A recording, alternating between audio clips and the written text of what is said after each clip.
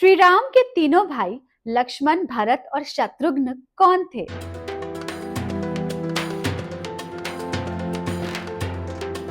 क्या वो कोई साधारण मनुष्य थे या फिर दिव्य शक्तियों का अवतार?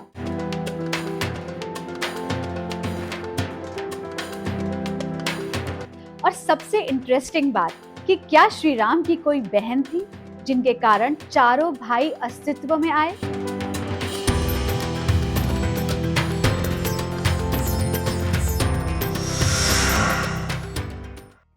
नमस्कार। आज इस वीडियो में हम जानेंगे राम, लक्ष्मण, भरत और शत्रुघ्न के असली स्वरूपों के बारे में। राम की इकलौती बहन कौन थी जिनके बारे में शायद ही आपने सुना होगा, तो इस वीडियो को एंड तक जरूर देखिएगा।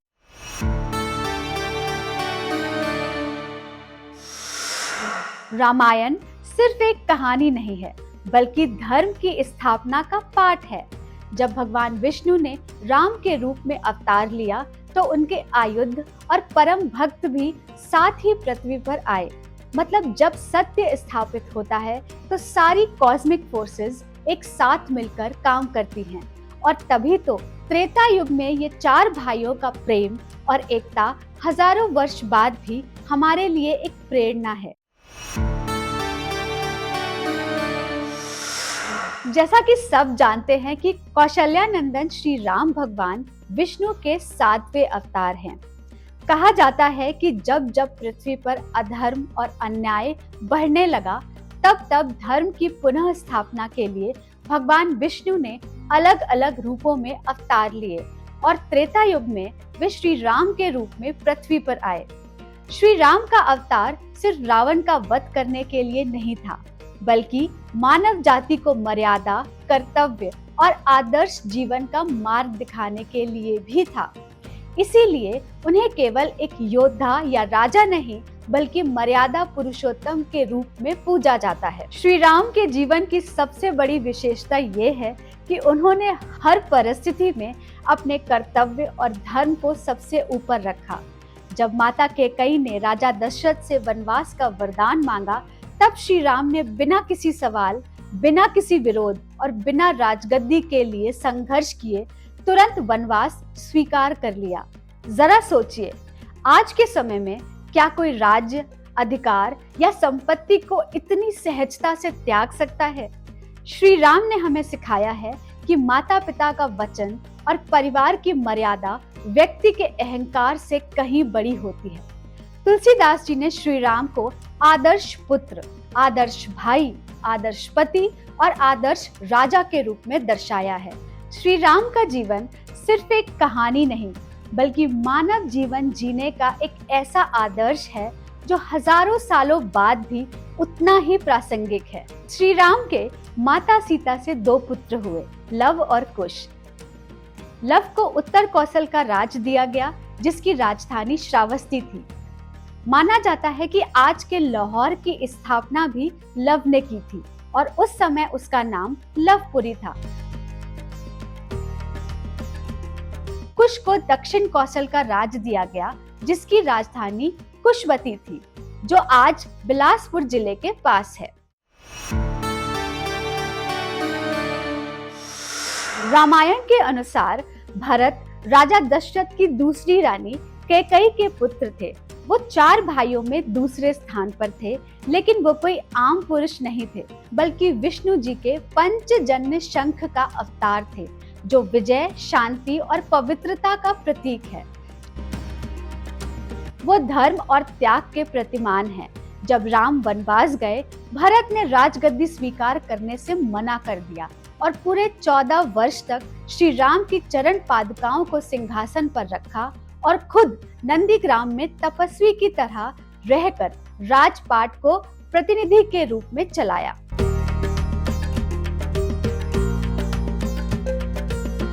भरत की शादी हुई मांडवी से।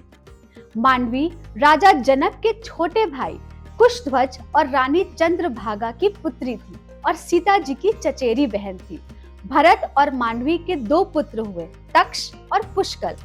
तक्ष को तक्षशिला और पुष्कल को पुष्कलवती राज्य का शासन दिया गया, जो आज पाकिस्तान का हिस्सा है। लक्ष्मण दशरथ की तीसरी रानी सुमित्रा के पुत्र और राम के सबसे प्रिय भाई थे। लक्ष्मण जी को शेषनाग का अवतार माना जाता है। वही शेषनाग जिन पर विष्णु जी क्षीर सागर में शयन करते हैं। पौराणिक कथाओं के अनुसार शेषनाग को सर्पों में एक विशेष स्थान दिया गया है। वो श्री विष्णु के परम भक्त हैं और उनका दूसरा नाम अनंत है, क्योंकि उनके अनंत मस्तक हैं। विष्णु जी के प्रत्येक मुख्य रूपों में शेषनाग जी उनके साथ अवतरित हुए। जैसे त्रेता युग में उन्होंने लक्ष्मण का रूप लिया, द्वापर युग में वो श्री कृष्ण के बड़े भाई बलराम के रूप में अवतरित हुए, और विष्णु पुराण के अनुसार कलयुग में शेषनाग ने महर्षि पतंजलि और रामानुजाचार्य का अवतार लिया है। उनके लक्ष्मण रूप का अर्थ है सेवा और निष्ठा। जब राम वनवास गए तब लक्ष्मण ने परछाई बनकर उनकी सेवा की। लक्ष्मण जी का विवाह उर्मिला से हुआ, जो राजा जनक की पुत्री थी और सीता जी की सगी छोटी बहन थी। लक्ष्मण जी के 2 पुत्र हुए, अंगद, जिन्हें भगवान श्री राम ने अंगदपुरी का राज्य सौंपा, और धर्मकेतु, जो मल्ला देश के राजा बने।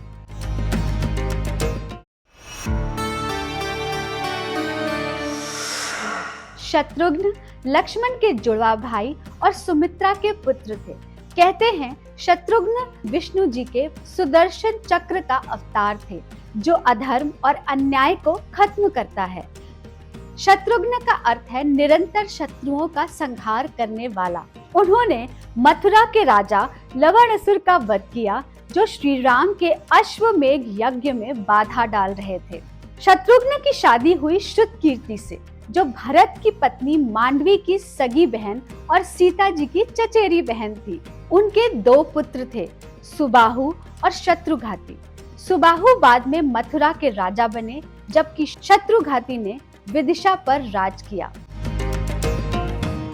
रामायण में इन चारों भाइयों के अलावा एक ऐसा पात्र है जिसके बारे में बहुत ही कम चर्चा होती है, लेकिन ये कहा जाता है कि अगर ये पात्र ना होता तो शायद चारों भाइयों का अस्तित्व भी ना होता। ये पात्र है श्री राम की बड़ी बहन शांता, एक ऐसी राजकुमारी जिसे समय के साथ इतिहास ने लगभग भुला दिया। आखिर कौन थी शांता? क्यों राजा दशरथ ने अपनी पुत्री को दूसरे राज्य को दे दिया? और कैसे एक भूली हुई राजकुमारी बनी रामायण के आरंभ का सबसे बड़ा कारण? शांता राजा दशरथ और माता कौशल्या की पुत्री मानी जाती हैं। कुछ कथाओं के अनुसार अंग देश के राजा रोमपद और रानी वर्षिणी संतानहीन थे। रानी वर्षिणी माता कौशल्या की बड़ी बहन थी। राजा रोमपद ने दशरथ से प्रार्थना की कि वो शांता को उन्हें गोद दे दे, ताकि उनके राज्य को एक वारिस मिल सके। अब रघुकुल का नियम था कि उनके द्वार से कोई भी मांगने वाला कभी खाली हाथ वापस ना जाए। मित्रता और पारिवारिक संबंधों को निभाते हुए राजा दशरथ ने शांता को अंग देश भेज दिया। वहीं से शांता का जीवन अयोध्या से दूर एक नए अध्याय में प्रवेश कर गया। शांता बचपन से ही अत्यंत बुद्धिमान और गुणवान थी। वो वेद, शास्त्रों और राजनीति के साथ साथ युद्ध कला में भी निपुण थी। उनकी विनम्रता और ज्ञान के कारण अंग देश की प्रजा भी उनका बहुत सम्मान करती थी। इसी दौरान अंग देश में एक भयंकर अकाल पड़ गया। बारिश न होने के कारण पूरा राज्य संकट में आ गया। ज्योतिषियों और ऋषियों ने राजा रोमपद को बताया कि अगर महर्षि ऋष्यशृंग अंग देश में कदम रखेंगे तभी वर्षा होगी, राज्य को इस संकट से मुक्ति मिलेगी। ऋष्यशृंग एक महान तपस्वी थे, जो बचपन से ही वन में पले बढ़े थे और संसारिक जीवन से बिल्कुल अनजान थे। बहुत प्रयासों के बाद महर्षि ऋष्यशृंग को अंग देश लाया गया। कहा जाता है कि जैसे ही उन्होंने अंग देश की भूमि पर कदम रखा, तेज बारिश शुरू हो गई और अकाल समाप्त हो गया। राजा रोमपद उनसे इतना प्रभावित हुए कि उन्होंने अपनी गोद ली हुई पुत्री शांता का विवाह ऋष्यशृंग से कर दिया और यही विवाह आगे चलकर रामायण की सबसे महत्वपूर्ण घटना का कारण बना। जब राजा दशरथ को कई वर्षों तक संतान प्राप्त नहीं हुई, तब महर्षि वशिष्ठ ने उन्हें महर्षि ऋष्यशृंग से पुत्र कामेष्टि यज्ञ करवाने की सलाह दी। ऋष्यशृंग अयोध्या आए और उन्होंने वो यज्ञ संपन्न करवाया, जिसके फलस्वरूप दशरथ को दिव्य खीर प्राप्त हुई। इसी खीर को तीनों रानियों में बांटा गया और उसके बाद जन्म हुआ श्री राम, भरत, लक्ष्मण और शत्रुघ्न का। इस तरह देखा जाए तो शांता सिर्फ श्री राम की बड़ी बहन ही नहीं थी, बल्कि रामायण के आरंभ की सबसे महत्वपूर्ण कड़ी भी थी। लेकिन इतना बड़ा योगदान होने के बाद भी उनका नाम कथाओं और ग्रंथों में बहुत कम सुनने को मिलता है। आज भी हिमाचल प्रदेश के कुल्लू में ऋष्यशृंग और देवी शांता का प्राचीन मंदिर स्थित है, जहां दोनों की पूजा की जाती है। ये मंदिर सिर्फ एक धार्मिक स्थल नहीं है, बल्कि रामायण के उस भूले हुए अध्याय को याद दिलाता है, जहां एक बहन ने बिना किसी प्रसिद्धि के इतिहास को हमेशा के लिए बदल दिया। रामायण का हर एक कैरेक्टर अपने आप में एक लेसन है।